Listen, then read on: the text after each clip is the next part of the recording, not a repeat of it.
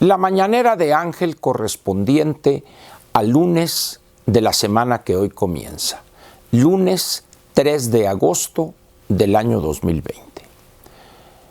Como me comprometí, hoy voy a hablar de la educación, específicamente de los efectos de la pandemia y del manejo que ha hecho este gobierno en la educación.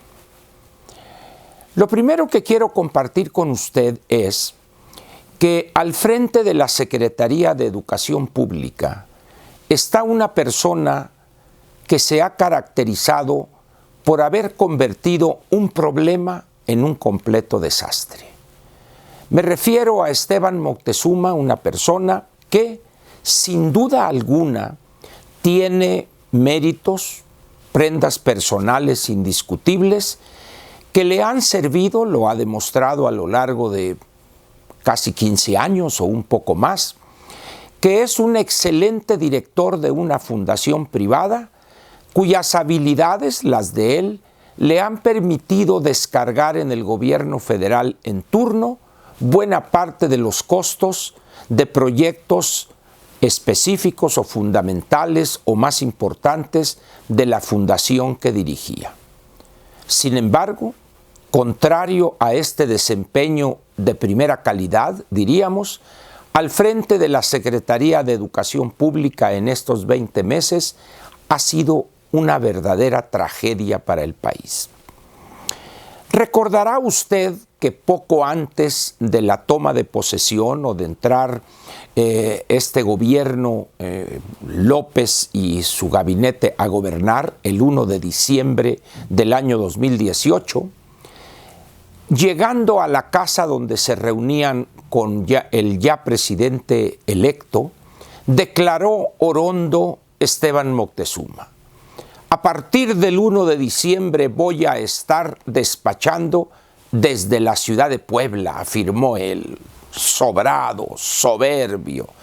Yo comenté en aquel entonces pues que probablemente estaría atrás del mostrador de un Oxxo despachando que una cerveza, un gansito o algunas papitas, porque era imposible que pudiera para esa fecha estar al frente de la Secretaría de Educación Pública en aquella ciudad, capital del estado del mismo nombre. Y efectivamente, posteriormente apareció una foto donde está él en una oficina con unos libreros vacíos y con una notebook ahí en el escritorio, pero no pasó de ahí.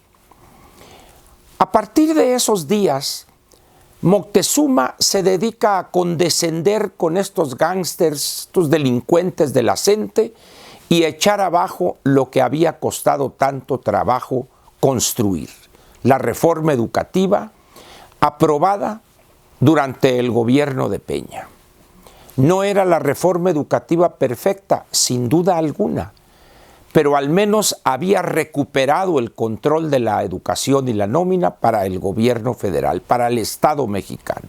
Hoy, como alguien dijo ahí, no me acuerdo si fue Mario Delgado, ese personaje mediocre, oscuro, que aparentemente coordina a los diputados de Morena, lo cual en la práctica no es así, que no quedaría ni una coma de la reforma educativa. Muy bien, ahí tienen los resultados. Hoy, como consecuencia de la pandemia y sus efectos más negativos, tenemos un verdadero desastre y desorden, no solo en la educación pública, sino por desgracia también en buena parte de la educación privada.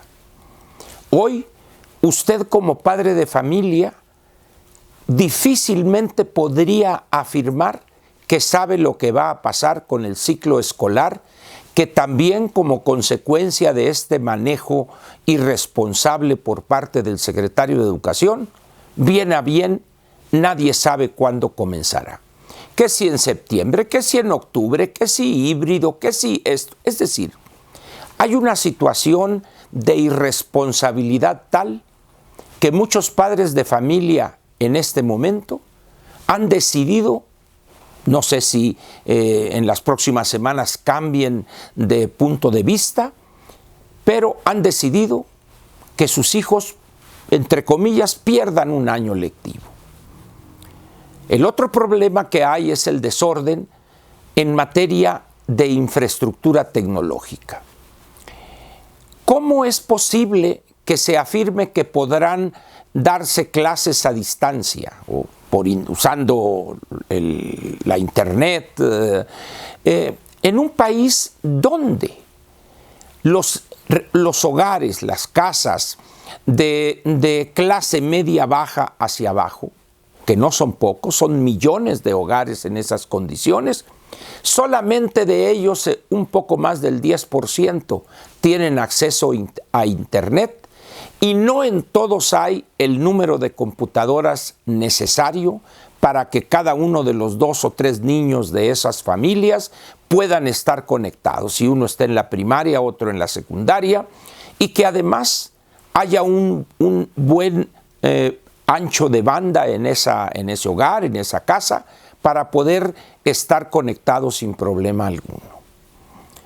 Por otra parte, en las escuelas privadas hay una carencia de recurso humano calificado para poder dar clases de una manera, vamos a decir, de calidad mediana. ¿Por qué? Porque no es lo mismo dar clases presenciales con 30, 40 o 50 alumnos a darla, esa clase, ante alumnos a los que no ve, vamos a ponerlo de esa manera.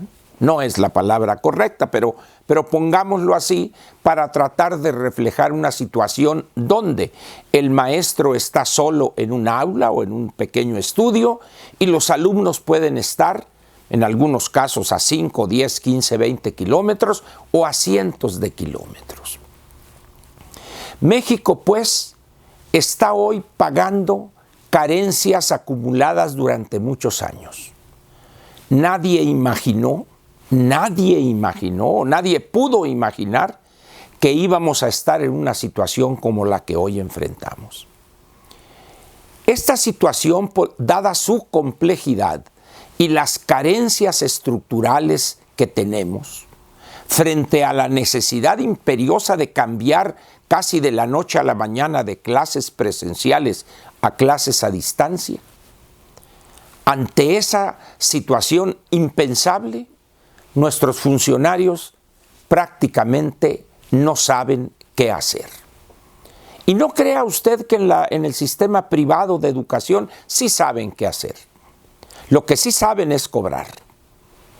Nadie sabe bien a bien. Primero dijeron que un sistema híbrido, el cual ya se eliminó y va a ser totalmente a distancia. Ya exigieron pagar la reinscripción y pagar el tanto de libros y que esto y que el otro. Y las colegiaturas, en el mejor de los casos, con el mismo monto del año lectivo anterior. Hay una serie de elementos que han aparecido y que ni siquiera hemos buscado comentarlos o discutirlos. Vamos a suponer que en alguna escuela pública o privada, secundaria o bachillerato, donde haya, por decir algo, 5 grupos o 10 o 15 o 20 grupos del primer año, que tendría 2 semestres en algunos casos y en otros sería el año completo. 15 grupos, 10 grupos. Y que para darles clases, no sé, de matemáticas, de física o de química, a esos 10 grupos requerían 3 o 4 maestros. Hoy podría uno solo de esos maestros darles a los 10 grupos. No tendría él ningún problema. Quizá con 2 ayudantes para que le ayudaran a calificar o alguna cosa así. Es decir, estamos ante una situación donde, por lo inédito de la misma, deberíamos haber ya en estos meses, desde abril, mayo, cuando ya se veía venir la complejidad que hoy enfrentamos, habernos preparado. Sin embargo, ¿dónde estuvo en ese tiempo la Secretaría de Educación? ¿Quién sabe?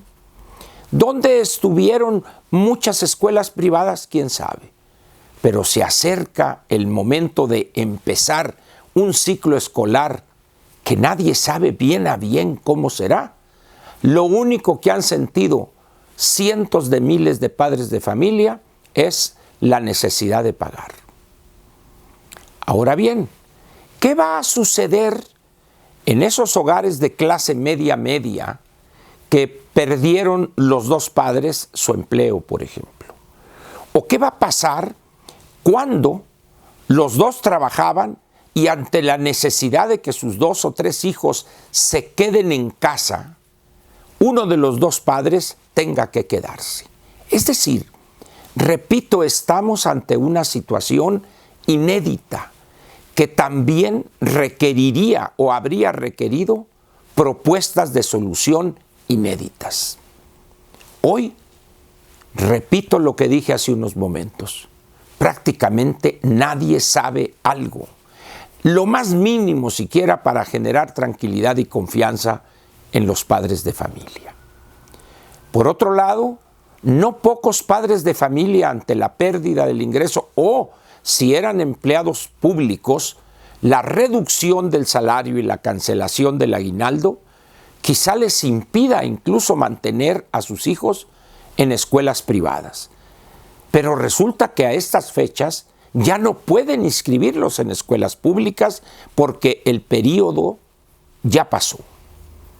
Como ven ustedes, tenemos en educación, entre otras áreas, un gravísimo problema, el cual se ve agravado, si esto fuere posible, por la invisibilidad de un funcionario que jugó un buen papel al frente de una fundación privada durante más de 15 años, pero al frente de la Secretaría de Educación ha sido un completo desastre su desempeño.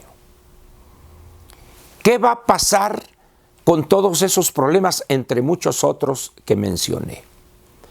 ¿Qué va a hacer la Secretaría de Educación? Deje usted para resolverlos, para siquiera analizarlos y dar alguna idea.